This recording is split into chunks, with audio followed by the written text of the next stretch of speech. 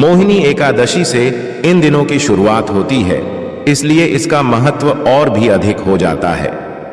यह 5 दिन अमृत मंथन की कथा से जुड़े हुए हैं और इसीलिए इनकी महिमा भी खास मानी जाती है। इस प्रकार जानकारी बहुत ही महत्वपूर्ण है जो हम इस वीडियो में आपको देने जा रहे हैं। उम्मीद है आप वीडियो को अंत तक जरूर देखेंगे ताकि एकादशी व्रत से जुड़ी सारी बातें ठीक से समझ सकें। यह व्रत कोई सामान्य उपवास नहीं है, बल्कि यह एक खास आध्यात्मिक साधना है। हर कोई इसे पूरी तरह निभा नहीं सकता। केवल एक दिन भूखा रह लेना ही एकादशी का व्रत नहीं माना जाता। असली एकादशी व्रत के लिए 3 दिन का नियम होता है, जिसका पालन शास्त्रों के अनुसार करना जरूरी होता है। हम डिवाइन एनर्जी चैनल पर हर एकादशी से जुड़ी 3 दिन की पूरी जानकारी देते हैं। क्या करना है, क्या नहीं करना है, क्या खा सकते हैं, क्या नहीं, और कौन कौन से नियमों का पालन जरूरी होता है। जानकारी शुरू करने से पहले आपसे निवेदन है कि अगर वीडियो थोड़ा भी अच्छा लगे तो इसे लाइक जरूर करें और चैनल को सब्सक्राइब भी कर लें। यह जानकारी पूरी तरह शास्त्रों पर आधारित है, जो शायद आपको अन्य जगहों पर आसानी से ना मिले। मेरी जानकारी के अनुसार कोई और चैनल ऐसा नहीं है जो पुराणों और धर्म ग्रंथों की इतनी गहराई से बात करता हो। यदि किसी को प्रभु की भक्ति के जरिए सही दिशा मिलती है और वह लाभ उठाता है तो यह सबसे बड़ा पुण्य होता है। इसीलिए इस वीडियो को ज्यादा से ज्यादा लोगों तक पहुंचाएं ताकि वे भी इसका लाभ ले सकें। जब वे इस जानकारी के आधार पर व्रत और पूजा करेंगे तो उन्हें पूर्ण फल मिलेगा और उसका कुछ पुण्य आपको भी मिलेगा, क्योंकि आपने वह जानकारी उन तक पहुंचाई। किसी को धर्म के मार्ग पर चलने की प्रेरणा देना बहुत बड़ा पुण्य का कार्य है। इससे भगवान श्री हरि विष्णु भी प्रसन्न होते हैं।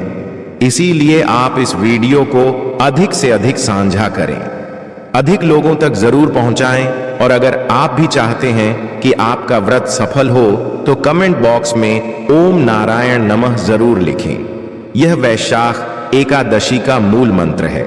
इस मंत्र को जितना अधिक जपेंगे और लिखेंगे उतना ही अधिक कल्याण होगा और एकादशी के दिन इसका प्रभाव कई गुना बढ़ जाता है।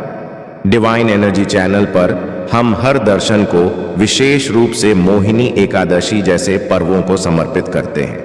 यह वैशाख महीने की दूसरी एकादशी होती है। मोहिनी एकादशी के दिन भगवान श्री हरि ने मोहिनी रूप धारण कर अमृत कलश की रक्षा की और बाद में देवताओं को उसका सेवन कराया। उन्होंने राक्षसों को उस अमृत से दूर रखा। इन 5 दिनों की जानकारी हम वेदों और पुराणों के आधार पर दे रहे हैं। हर दिन क्या हुआ था उसका विवरण भी हम इस वीडियो में देंगे। हम वीडियो का लिंक डिस्क्रिप्शन में भी साझा करेंगे, कृपया उसे जरूर देखें।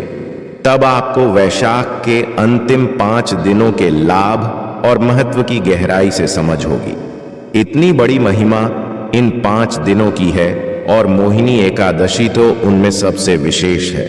आगे हम आपको विस्तार से बताएंगे कि मोहिनी एकादशी के दिन कौन कौन से कर्म करने चाहिए और किस विधि से आपको यह व्रत पूरा करना है, उसकी जानकारी भी दे देते हैं। दशमी तिथि से इस व्रत का अनुष्ठान शुरू हो जाता है। इस दिन से ही कुछ चीजों का त्याग करना जरूरी होता है। सबसे पहले बात आती है खाने पीने की। इस व्रत में कुछ खास चीजें नहीं खानी चाहिए। दशमी को ही भोजन सीमित और सात्विक लेना चाहिए। खासकर काली उड़द की दाल, मशरूम, हरी सब्जियां, चने का साग और शहद का सेवन नहीं करना चाहिए। साथ ही मांस और मदिरा जैसे पदार्थ भी पूरी तरह से वर्जित हैं। वैसे तो यह चीजें सभी व्रतों में नहीं लेनी चाहिए। बहुत से लोग ऐसे होते हैं जो नॉनवेज खाते हैं या मांसाहारी होते हैं, फिर भी एकादशी का व्रत रखते हैं। तो ध्यान रखें कि एकादशी के व्रत का असर तभी होता है जब आप दशमी से ही इन सब का त्याग कर दें। केवल एकादशी के दिन उपवास कर लेना ही काफी नहीं होता। नियम के अनुसार दशमी को रात का भोजन भी नहीं करना चाहिए। दिन में हल्का भोजन करें और रात में फल या दूध लेकर आराम करें। यही सही तरीका है। अब बात करते हैं दांत साफ करने की। एकादशी व्रत में नमक से बनी चीजें भी नहीं लेनी चाहिए, इसलिए टूथपेस्ट का इस्तेमाल भी वर्जित है, क्योंकि उसमें भी नमक होता है। जब नमक व्रत को तोड़ सकता है तो फिर हम उसे क्यों इस्तेमाल करें? आप कहेंगे कि फिर मंजन कैसे करें? दातून भी नहीं कर सकते, क्योंकि एकादशी के दिन किसी पेड़ पौधे को तोड़ना भी दोष माना जाता है। ऐसे में क्या करें? तो इसका आसान उपाय यह है कि आप एक दिन पहले रात में ही अच्छे से दांत साफ कर लें, ताकि एकादशी के दिन मुंह पूरी तरह साफ रहे। एकादशी के दिन केवल सादा पानी लेकर कुल्ला करें, इससे भी मुंह की शुद्धता बनी रहेगी। अगर फिर भी कुछ विशेष करना चाहें तो बाजार में व्रत के लिए विशेष प्रकार के मंजन आते हैं। यह हर्बल होते हैं और इनमें ना तो नमक होता है ना कोई केमिकल। यह खास तौर पर व्रत के लिए ही बनाए जाते हैं, तो आप इनका प्रयोग कर सकते हैं। मोहिनी एकादशी के दिन सूर्योदय से पहले उठ जाना चाहिए और स्नान करना आवश्यक होता है। हर एकादशी का कुछ खास महत्व होता है, जो शास्त्रों और पुराणों में बताया गया है। जब आप इसकी कथा सुनेंगे तो उसमें भी इसका विशेष महत्व मिल सकता है, या फिर आप पुराणों में इसका वर्णन पाएंगे। इस दिन आपको स्नान है ना, वह विशेष होगा। इस दिन गंगा स्नान का विशेष महत्व बताया गया है। मोहिनी एकादशी के दिन गंगा स्नान सभी दुखों को दूर करने वाला और पवित्रता देने वाला माना गया है। अगर आप गंगा तट पर जाकर स्नान कर सकते हैं तो बहुत अच्छा है, लेकिन अगर संभव नहीं है तो घर पर भी गंगा स्नान का फल प्राप्त किया जा सकता है। इसके लिए सबसे पहले स्नान की बाल्टी को अच्छे से साफ करें, उसमें थोड़ा सा गंगा जल डालें, चाहे सिर्फ 2 बूंद ही क्यों ना हो। फिर उसमें शुद्ध जल भरें। अगर मिल जाए तो सफेद फूल भी उसमें डाल सकते हैं, लेकिन यह आवश्यक नहीं है। सिर्फ गंगा जल डालना भी काफी रहेगा। जब स्नान करें तो उत्तर दिशा की ओर मुख करके हर हर गंगे बोलते जाएं। इस तरह से किया गया स्नान भी गंगा स्नान का फल देता है। अगर आप गंगा जी नहीं जा सकते तो चिंता की जरूरत नहीं है। घर पर इस विधि से स्नान करने से भी आपको वही पुण्य मिलेगा। स्नान के बाद साफ वस्त्र पहने, फिर अपने घर के मंदिर की सफाई करें और पूजा की तैयारी करें। पूजा की सभी आवश्यक चीजें एकत्र करें। भगवान माधव या विष्णु जी की तस्वीर या मूर्ति रखें। रोली, मोली, पान, सुपारी, लौंग, इलायची, धूप, दीप, फूल, फल और तांबे का एक लोटा रखें। अगर संभव हो तो पूजा की चौकी पर पीले कपड़े का आसन बिछाएं और वहीं पूजा सामग्री सजाएं। इत्र भी रख सकते हैं। पंचामृत तैयार करने के लिए कच्चा दूध, दही, घी, शक्कर और गंगा जल का उपयोग करें। ध्यान रखें, एकादशी के दिन शहद का उपयोग नहीं करना चाहिए, इसलिए उसकी जगह गंगा जल लें। इन 5 चीजों से पंचामृत बना लें। पूजा करते समय उत्तर दिशा की ओर मुख करके बैठें। अब एक विशेष बात और ध्यान देने योग्य है कि इस दिन जल अर्पण जरूर करना चाहिए। यह एक कार्य पूरे वैशाख महीने के लिए बहुत फलदायक होता है और एकादशी पर तो इसका विशेष महत्व होता है। कई लोग रोज पूजा नहीं कर पाते, लेकिन जो एकादशी का व्रत रखते हैं उन्हें यह कार्य जरूर करना चाहिए। यमराज को जल अर्पित करना अनिवार्य है। हम आपको पिछली एकादशी की वीडियो में भी यह बात बता चुके हैं और आज फिर से बता रहे हैं कि इस दिन यमराज को जल देना क्यों जरूरी है। इस एकादशी पर कैसे जल अर्पित करना है उसकी विधि आपको बताएंगे। आपको अपने दक्षिण दिशा की ओर मुख करना है। तांबे का एक लोटा लेना है, उसमें थोड़ा गंगा जल और फिर शुद्ध जल भरना है। अब यमराज से प्रार्थना करनी है कि हम देव जी महाराज, यह जल हम आपको समर्पित कर रहे हैं, कृपया इसे स्वीकार करें और प्रसन्न हो। इसके बाद ओम यह देवाय नमः मंत्र को 3 बार बोलते हुए उस जल को यमराज को अर्पित कर दीजिए। फिर सूर्य देव और तुलसी माता को भी जल अर्पित कीजिए। आप जब भी जल अर्पित करें तो ओम नारायण नमः मंत्र का उच्चारण कर सकते हैं। यह बहुत शुभ होता है। अब बात करते हैं पूजा विधि की। इस दिन क्या करना है, क्या नहीं करना, इसकी जानकारी आगे देंगे। पहले पूजा की सारी सामग्री इकट्ठा कीजिए। स्नान की विधि पहले ही बताई जा चुकी है। उम्मीद है आपने उसी तरह स्नान कर लिया होगा। अब सबसे पहले सामग्री और स्थान का शुद्धिकरण करें। तांबे का लोटा लें, उसमें गंगा जल और शुद्ध जल भरें। एक फूल लें और उस जल से जिस जगह आप पूजा करने जा रहे हैं वहां और सारी सामग्री पर जल छिड़कें। ओम पवित्र ओम अपवित्र नमः मंत्र बोलते हुए शुद्धिकरण कीजिए। अब भगवान की स्थापना करें। यदि पहले से भगवान श्री हरि विष्णु की तस्वीर या मूर्ति आपके मंदिर में है तो वही उत्तम है। अगर नई स्थापना करनी है तो चौकी पर पीला वस्त्र बिछाइए और भगवान की तस्वीर रखिए। तस्वीर रखने से पहले पुष्प अर्पित करते हुए भगवान से कहिए कि हे प्रभु, यह पुष्प हम आपके आसन के रूप में अर्पित कर रहे हैं, कृपया स्वीकार करें। अगर चौकी नहीं है तो कोई बात नहीं, आप पृथ्वी पर भी साफ जगह बनाकर वही प्रक्रिया दोहरा सकते हैं। अगर किसी का कच्चा मकान है तो भी चिंता की बात नहीं है। भगवान भावना देखते हैं, घर की स्थिति नहीं। आप जमीन को गोबर या मिट्टी से लीप लें, वहां पुष्प अर्पित करें और भगवान की तस्वीर रखकर पूजन करें। भगवान की तस्वीर के दाईं ओर दीपक और धूप रखें। अपने दाएं हाथ में जल लेकर पहले हाथ धो लें। भगवान की स्थापना इस तरह पूरी होती है और हम पूजन में आगे बढ़ेंगे। अपने दाएं हाथ में चम्मच से थोड़ा जल लीजिए। तांबे के लोटे में से एक चम्मच जल निकालकर हाथ धो लीजिए।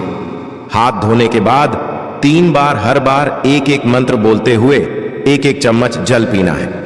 जैसे ओम माधवाय नमः कहकर जल पीजिए, फिर ओम केशवाय नमः कहकर पीजिए, फिर ओम नारायणाय नमः के साथ पीजिए। इसके बाद ओम अर्षिकेशाय नमः बोलकर थोड़ा सा जल लेकर हाथ धो लीजिए और फिर तिलक लगाइए। यदि आपके साथ परिवार के सदस्य पूजन कर रहे हैं तो उन्हें भी तिलक कर दीजिए। अब जो दीपक आपने पूजा स्थान पर रखा है उसे जलाइए और धूप भी प्रज्वलित कर दीजिए। अब संकल्प की प्रक्रिया करेंगे। इसके लिए दाएं हाथ में जल लीजिए, साथ में 1 रुपये का सिक्का रखें और चाहे तो कुछ पुष्प भी रख सकते हैं। अब अपना नाम, गोत्र, जिस स्थान पर बैठे हैं उसका पता, मकान नंबर, क्षेत्र का नाम और शहर का नाम बोलिए। फिर कहिए कि मैं वैशाख महीने की शुक्ल पक्ष की मोहिनी एकादशी का व्रत कर रहा हूं और भगवान विष्णु की पूजा का संकल्प करता हूं। यह संकल्प भगवान के चरणों में अर्पित कर दीजिए। संकल्प करना बहुत जरूरी होता है। कोई भी व्रत बिना संकल्प के अधूरा रहता है। एकादशी व्रत में इसका विशेष महत्व है। अब भगवान का पूजन आरंभ करेंगे। भगवान के सामने एक पत्ते पर एक कटोरी रखिए और उस कटोरी में पूजा की सारी सामग्री थोड़ी थोड़ी करके अर्पित करते जाइए, जिससे सामग्री फैल ना जाए और पूजा व्यवस्थित रहे। सबसे पहले भगवान को जल अर्पित करेंगे, जिसे अंजन्म कहा जाता है। फिर भगवान के चरणों को धोने की प्रक्रिया करेंगे, जिसे पद्यमार्जन कहते हैं। इसके लिए हर मंत्र के साथ एक एक चम्मच जल सामने रखे पत्ते में डालते जाइए। ओम भूर्भुवः स्वहिनी एकादशी व्रत पूजन प्रारंभ करो। ओम भूर्भुवः स्वः नारायणाय नमः। ओम भूर्भुवः स्वः वासुदेवाय नमः। अब भगवान को स्नान कराएंगे। अगर आपके पास मूर्ति है तो भगवान को पंचामृत से स्नान कराइए। इसके लिए दूध, दही, घी, शक्कर और गंगा जल मिलाकर पंचामृत तैयार कीजिए। अगर प्रतिमा नहीं है और आप तस्वीर पर पूजन कर रहे हैं तो पंचामृत में एक फूल डुबोकर उसे भगवान को अर्पित कीजिए। अब हम बात करते हैं व्रत के समय और पूजन मुहूर्त की। एकादशी तिथि 7 मई को सुबह 10:19 से शुरू होगी और 8 मई को दोपहर 12:19 से समाप्त होगी। इसीलिए 8 मई को व्रत करना सबसे उत्तम रहेगा। 9 मई को आप एकादशी का पारण कर सकते हैं। पूजन का सही समय सूर्योदय से लेकर 11 बजे तक रहेगा। अगर आपको इस समय में पूजन करना मुश्किल हो तो 12 बजे से लेकर 2 बजे तक भी पूजन किया जा सकता है। व्रत का पारण और दान भी उसी दिन किया जा सकता है। व्रत वाली एकादशी के दिन भगवान विष्णु और माता लक्ष्मी की विधिपूर्वक पूजा करें। और उसी के साथ गौ माता की भी पूजा अवश्य करें। एकादशी की पूजा के लिए जो भोग बनाया गया है उसमें से 2 पूरियां गौ माता को अवश्य खिलाएं। ध्यान रखें, सूखी पूरी न खिलाएं। पूरी पर मिठाई या सब्जी या हलवा जरूर लगाकर गौ माता को अर्पित करें। दोस्तों, हर एक और मांगलिक काम में गौ माता या उनसे जुड़ी चीजें जैसे गाय का गोबर, गोमूत्र, दूध या गाय के दूध से बना घी जरूर शामिल करना चाहिए। इससे पुण्य की प्राप्ति होती है। सनातन परंपरा में माना जाता है कि जिस घर में गाय होती है, गर्मियों में गाय को साफ पानी पिलाएं और सर्दियों में गुड़ जरूर खिलाएं। खासकर मोहिनी एकादशी के दिन गाय को गुड़ खिलाना बहुत शुभ माना जाता है। लेकिन ध्यान रखें, गर्मियों में गाय को गोंद नहीं खिलाना चाहिए। गाय से जुड़ी कुछ शुभ और अशुभ संकेत भी होते हैं। जैसे अगर गाय का दूध दोहन करते समय वह ठोकर मार दे और सारा दूध गिर जाए तो यह अपशगुन होता है।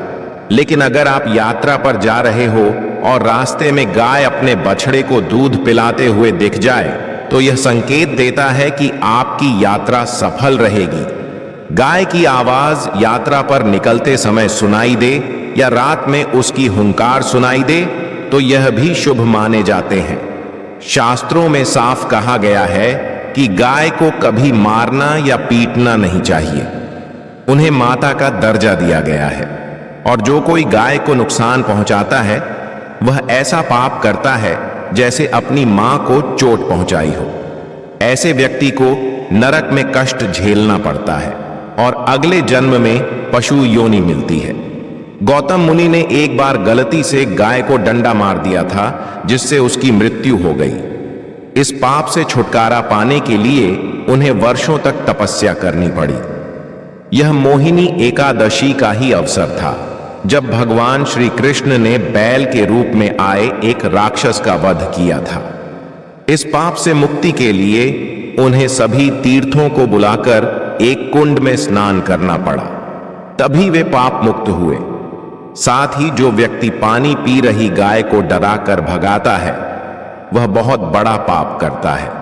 लेकिन ऐसे लोग जो गाय की सेवा करते हैं उन्हें स्वर्ग की प्राप्ति होती है और अगले जन्म में सुख समृद्धि से भरा जीवन मिलता है। आराम कर रही गाय को उठाकर परेशान करना भी पाप माना गया है। जो लोग गाय की सेवा करते हैं उन्हें उनके पिछले जन्मों के पापों से मुक्ति मिलती है और वे गोलोक में स्थान पाते हैं।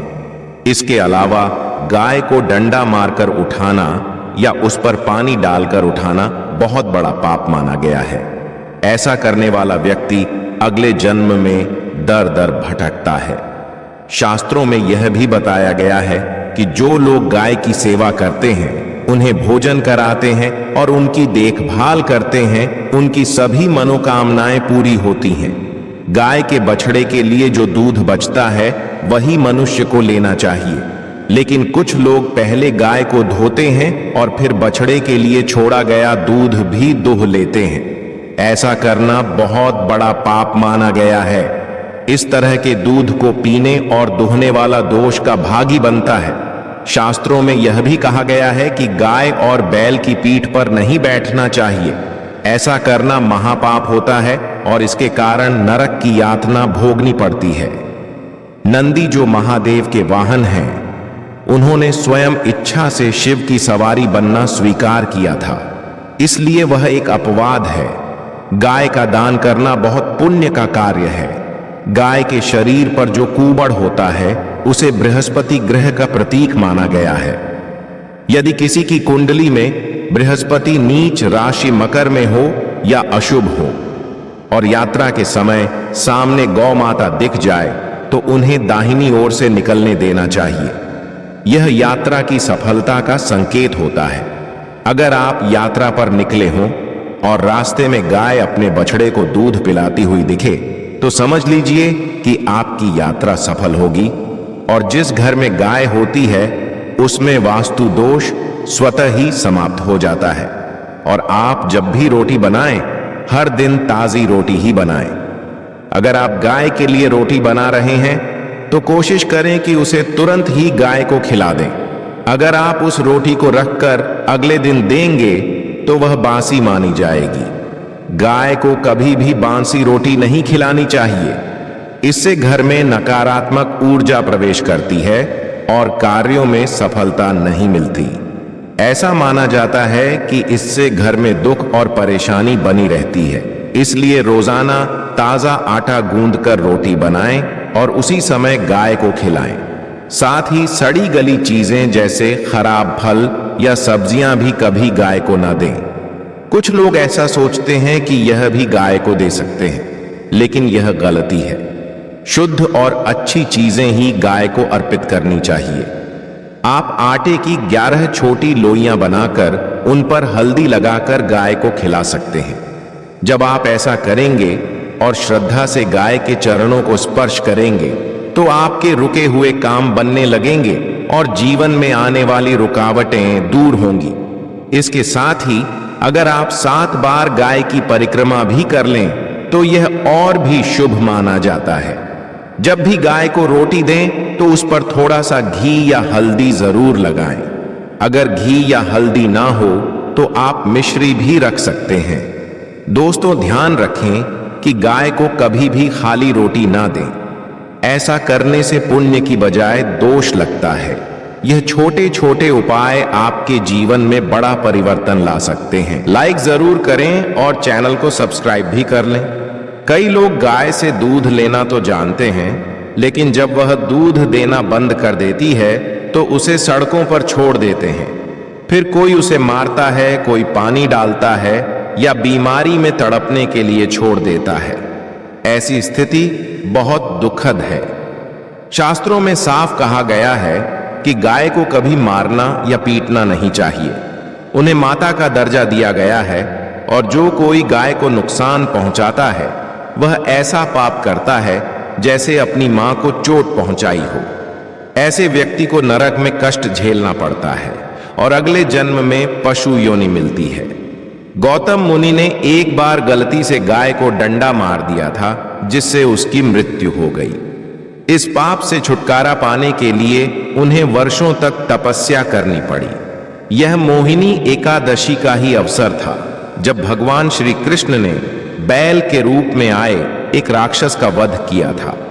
इस पाप से मुक्ति के लिए उन्हें सभी तीर्थों को बुलाकर एक कुंड में स्नान करना पड़ा, तभी वे पाप मुक्त हुए। साथ ही जो व्यक्ति पानी पी रही गाय को डराकर भगाता है वह बहुत बड़ा पाप करता है। लेकिन ऐसे लोग जो गाय की सेवा करते हैं उन्हें स्वर्ग की प्राप्ति होती है और अगले जन्म में सुख समृद्धि से भरा जीवन मिलता है। आराम कर रही गाय को उठाकर परेशान करना भी पाप माना गया है। जो लोग गाय की सेवा करते हैं उन्हें उनके पिछले जन्मों के पापों से मुक्ति मिलती है और वे गोलोक में स्थान पाते हैं। इसके अलावा गाय को डंडा मारकर उठाना या उस पर पानी डालकर उठाना बहुत बड़ा पाप माना गया है। ऐसा करने वाला व्यक्ति अगले जन्म में दर दर भटकता है। शास्त्रों में यह भी बताया गया है कि जो लोग गाय की सेवा करते हैं, उन्हें भोजन कराते हैं और उनकी देखभाल करते हैं, उनकी सभी मनोकामनाएं पूरी होती हैं। गाय के बछड़े के लिए जो दूध बचता है वही मनुष्य को लेना चाहिए। लेकिन कुछ लोग पहले गाय को धोते हैं और फिर बछड़े के लिए छोड़ा गया दूध भी दूह लेते हैं। ऐसा करना बहुत बड़ा पाप माना गया है। इस तरह के दूध को पीने और दूहने वाला दोष का भागी बनता है। शास्त्रों में यह भी कहा गया है कि गाय और बैल की पीठ पर नहीं बैठना चाहिए। ऐसा करना महापाप होता है और इसके कारण नरक की यातना भोगनी पड़ती है। नंदी जो महादेव के वाहन हैं, उन्होंने स्वयं इच्छा से शिव की सवारी बनना स्वीकार किया था, इसलिए वह एक अपवाद है। गाय का दान करना बहुत पुण्य का कार्य है, लेकिन कभी भी बूढ़ी या बीमार गाय का दान नहीं करना चाहिए।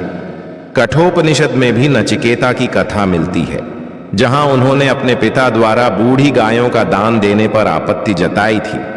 जो लोग दूध देने वाली गाय का दान बछड़े सहित करते हैं, उन्हें महान पुण्य की प्राप्ति होती है और वे स्वर्ग में स्थान पाते हैं। सूर्य, चंद्र, मंगल या शुक्र की राहु से युति हो तो पितृदोष बनता है। शास्त्रों के अनुसार सूर्य पिता का और मंगल रक्त का कारक होता है। यदि सूर्य शनि राहु या केतु से प्रभावित हो या मंगल राहु केतु से जुड़ा हो तो यह दोष जीवन में संघर्ष लाता है। इस दोष से छुटकारा पाने के लिए एकादशी या रोज गाय को रोटी, गुड़ या हरा चारा खिलाना चाहिए। दोस्तों, हर एक और मांगलिक काम में गौ माता या उनसे जुड़ी चीज जैसे गाय का गोबर, गोमूत्र, दूध या घी का प्रयोग जरूर करें। इससे पुण्य मिलता है। सनातन परंपरा के अनुसार जिस घर में गाय होती है वहां के वास्तु दोष अपने आप समाप्त हो जाते हैं।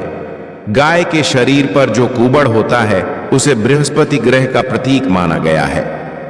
यदि किसी की कुंडली में बृहस्पति नीच राशि मकर में हो या अशुभ हो और यात्रा के समय सामने गौ माता दिख जाए तो उन्हें दाहिनी ओर से निकलने देना चाहिए। यह यात्रा की सफलता का संकेत होता है। अगर आप यात्रा पर निकले हो और रास्ते में गाय अपने बछड़े को दूध पिलाती हुई दिखे तो समझ लीजिए कि आपकी यात्रा सफल होगी। और जिस घर में गाय होती है उसमें वास्तु दोष स्वतः ही समाप्त हो जाता है। और आप जब भी रोटी बनाएं, हर दिन ताजी रोटी ही बनाएं। अगर आप गाय के लिए रोटी बना रहे हैं तो कोशिश करें कि उसे तुरंत ही गाय को खिला दें। अगर आप उस रोटी को रखकर अगले दिन देंगे तो वह बासी मानी जाएगी। गाय को कभी भी बासी रोटी नहीं खिलानी चाहिए। इससे घर में नकारात्मक ऊर्जा प्रवेश करती है और कार्यों में सफलता नहीं मिलती। ऐसा माना जाता है कि इससे घर में दुख और परेशानी बनी रहती है। इसलिए रोजाना ताजा आटा गूंथकर रोटी बनाएं और उसी समय गाय को खिलाएं। साथ ही सड़ी गली चीजें जैसे खराब फल या सब्जियां भी कभी गाय को ना दें। कुछ लोग ऐसा सोचते हैं कि यह भी गाय को दे सकते हैं, लेकिन यह गलती है। शुद्ध और अच्छी चीजें ही गाय को अर्पित करनी चाहिए। आप आटे की 11 छोटी लोइयां बनाकर उन पर हल्दी लगाकर गाय को खिला सकते हैं। जब आप ऐसा करेंगे और श्रद्धा से गाय के चरणों को स्पर्श करेंगे तो आपके रुके हुए काम बनने लगेंगे और जीवन में आने वाली रुकावटें दूर होंगी। इसके साथ ही अगर आप 7 बार गाय की परिक्रमा भी कर लें तो यह और भी शुभ माना जाता है। जब भी गाय को रोटी दें तो उस पर थोड़ा सा घी या हल्दी जरूर लगाएं। अगर घी या हल्दी ना हो तो आप मिश्री भी रख सकते हैं। दोस्तों, ध्यान रखें कि गाय को कभी भी खाली रोटी ना दें। ऐसा करने से पुण्य की बजाय दोष लगता है। ये छोटे छोटे उपाय आपके जीवन में बड़ा परिवर्तन ला सकते हैं। बस जरूरत है इन्हें श्रद्धा और सही विधि से अपनाने की। अगर आपको यह जानकारी उपयोगी लगी हो तो वीडियो को लाइक जरूर करें और ज्यादा से ज्यादा अपने दोस्तों व परिवारजनों के साथ शेयर करें ताकि वे भी इसका लाभ उठा सकें। आप सभी पर माता लक्ष्मी और भगवान विष्णु की कृपा बनी रहे। वे आपकी हर मनोकामना पूर्ण करें। कमेंट बॉक्स में जय माता लक्ष्मी, भगवान विष्णु लिखना ना भूलें। और अगर आप चैनल पर नए हैं तो हमारे चैनल को सब्सक्राइब